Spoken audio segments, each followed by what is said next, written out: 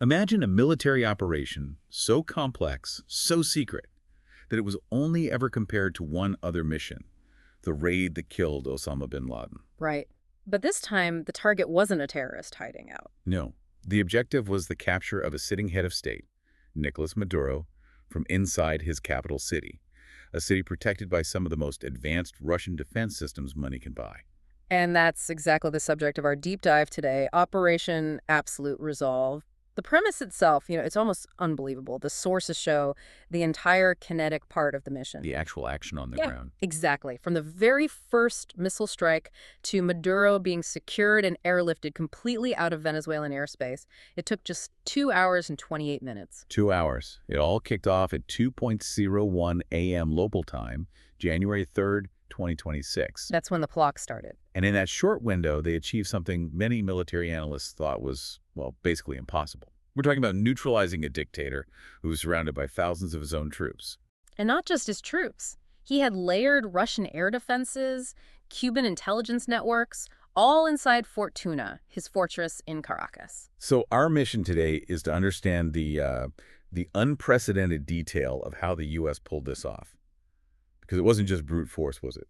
Not at all. It was this perfect convergence of deep intelligence penetration, a massive military buildup, and really tactical genius. That's what defined the operation. Okay, so let's unpack that, because the genius wasn't just in those 2 hours.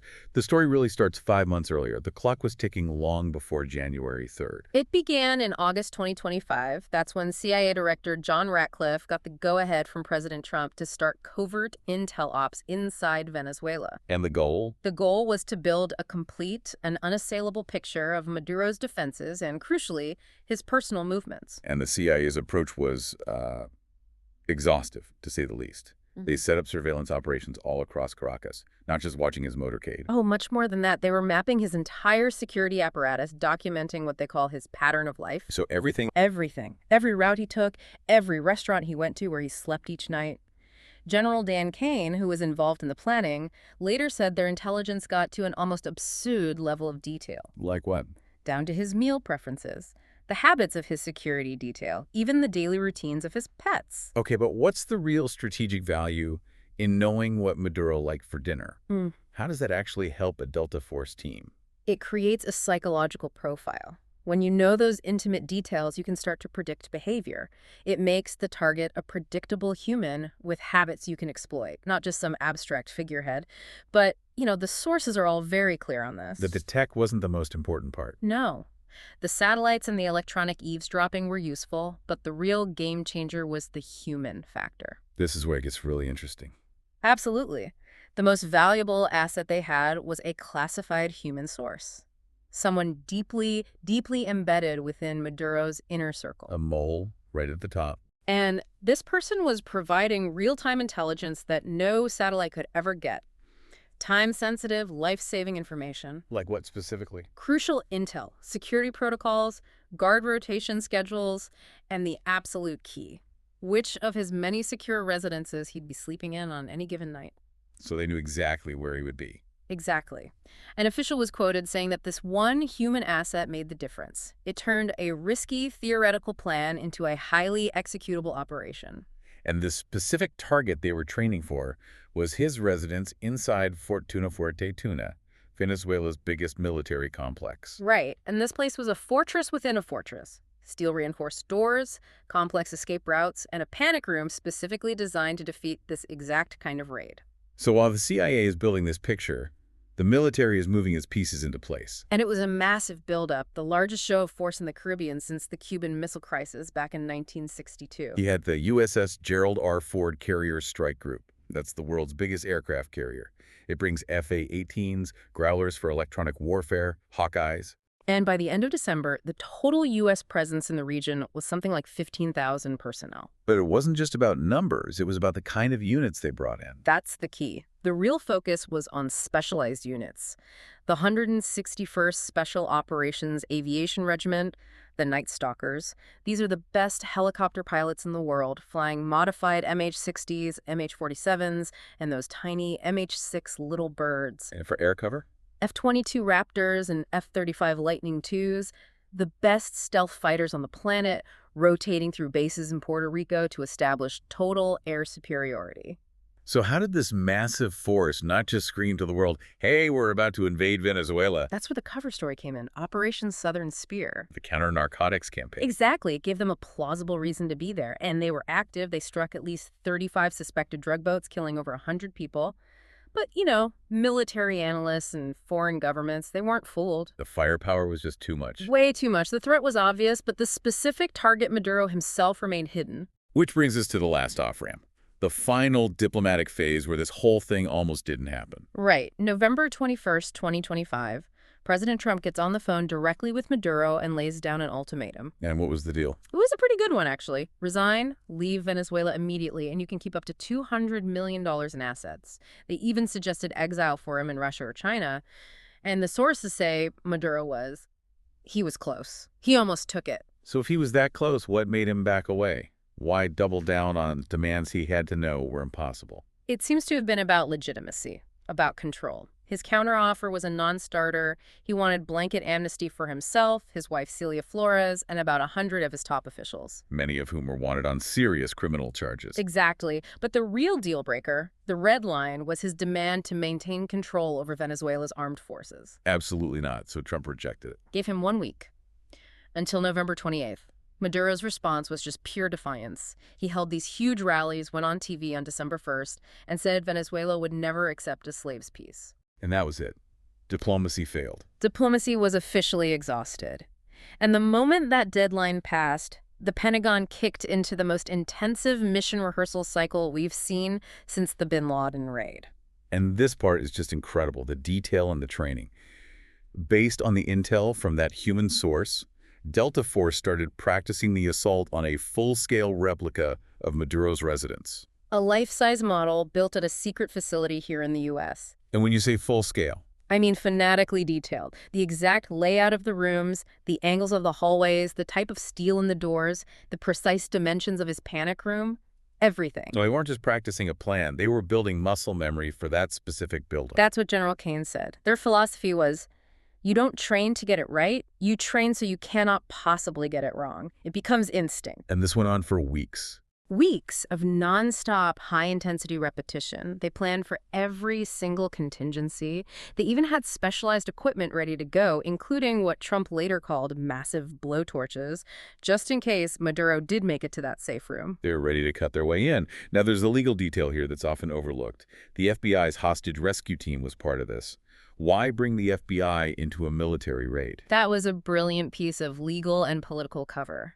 Bringing in the HRT meant the mission could be legally framed as a law enforcement operation. It's an arrest. An arrest based on the existing U.S. narco-terrorism indictments against him. It allowed the administration to sidestep the legal mess of a pure military action against a head of state. Okay, so the team is ready. The legal framework is in place.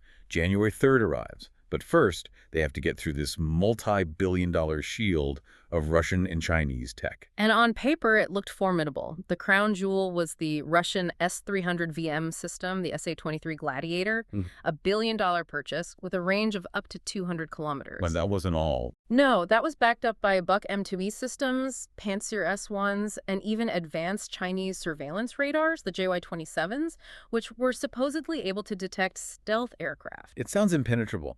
And yet it failed. Completely. It failed because it was designed for a different kind of war. This was network-centric warfare. The execute order was given at 10:46 p.m. Eastern Time, and the first phase was all about blinding and confusing the enemy. The cyber attack. Cyber Command launched attacks that caused widespread blackouts and infrastructure disruptions across Caracas. They used what one source cryptically called a certain expertise to just turn the lights off. And then came the electronic assault. The EW assault. That was the physical punch. Yeah. EA-18G Growlers and F-35 started blasting the airwaves with so much electronic noise that the Venezuelan radar operators had to crank their systems to maximum power just to see anything. Which was the trap. That was the trap. The second they powered up, they lit themselves up like Christmas trees. They became beacons. Beacons for the AGM-88 HARM missiles, high-speed anti-radiation missiles. They're designed to do one thing: home in on and destroy radar signals. And the result? Within minutes, 12 of the most important radar installations in northern Venezuela just went dark. Gone. And with them blinded, the F-22 Raptors moved in and established total control of the sky. Any Venezuelan fighters try to take off. A few Su-30 pilots scrambled, but they were immediately warned over the radio in perfect Spanish. Return to base immediately or you will be destroyed. And they did. They turned right back around and went to their hangars. Air superiority was won without a single shot fired from an American jet. That billion-dollar Russian shield was just useless. So the path was clear for the ground team. At 2 a.m. local time, the diversion started. And again, with incredible precision, Tomahawk cruise missiles hit targets chosen for maximum chaos, not casualties. They cratered runways, blew up fuel depots, and hit ammunition dumps inside Fort Tuna itself, causing these huge secondary explosions. All to pull the response teams away from Maduro's compound. Exactly. Draw their attention to the fires on the periphery, leaving the real target wide open for the final assault. Which was textbook Night Stalkers. Textbook. Their helicopters crossed the coast, flying barely 100 feet off the ground, using mountain passes to stay hidden from any remaining radar. And they dropped in fast. Delta Force operators fast roping down, engaging the few guards left. The intel was so good they knew exactly where those guards would be. Inside, Maduro woke up. He knew what was happening and tried to make a run for his panic room. But the Delta operators were just too fast. Too fast, too precise. They'd rehearsed this exact scenario hundreds of times. They used explosive charges to blow through the doors between them and him. And they got to him. They intercepted him just before he reached the safe room door. He was tackled, secured with flex cuffs, and by 2:16 a.m., just 16 minutes after they landed, he and his wife were on an extraction helicopter lifting off. 16 minutes. That's a new benchmark. But there was a cost. There was. The Cuban security personnel who decided to fight back were met with overwhelming force. 32 Cubans were killed in the firefight. The extraction itself was clean. The helicopters raced north. They were back in international waters by 3:29 a.m. Eastern Time. Maduro was transferred to the USS Iwo Jima. And that's where the photo was taken. The one that went viral everywhere. The one President Trump posted to Truth Social. Maduro, blindfolded, in a gray Nike sweatsuit, holding a water bottle, wearing soundproof headphones. It was the perfect image of total mission success. After that, the formal arrest process moved quickly. He was flown by C-17 to New York, driven to Manhattan, processed at a DEA field office. And the final scene of this chapter took place on January 5th.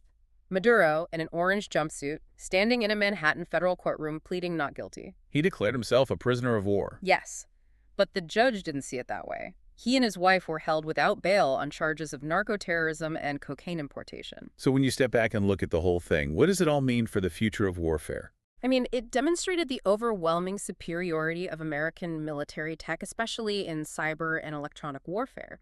But what the sources all come back to, again and again, is that without the perfect real-time intel from that one human asset, the mission likely fails. It was the synergy. The synergy of intelligence and overwhelming force. Military analysts pointed out that the S-300 system, as powerful as it is, was designed for another era. It just couldn't handle this kind of multi-domain, networked American assault. President Trump called it one of the most stunning displays of military power in history. A mission that, from start to finish, rewrote the rules. And that leaves a big question for you, the listener. Given this demonstrated ability to just completely shut down a state-of-the-art defense system using these techniques, does this operation fundamentally change how we should view the actual defensive capabilities of any nation that relies on this kind of foreign technology? And something else for you to mull over. The sources make it clear that Maduro came incredibly close to just taking the deal and walking away. How much does the dictator's own final act of defiance when they're faced with this kind of overwhelming power actually end up sealing their own fate?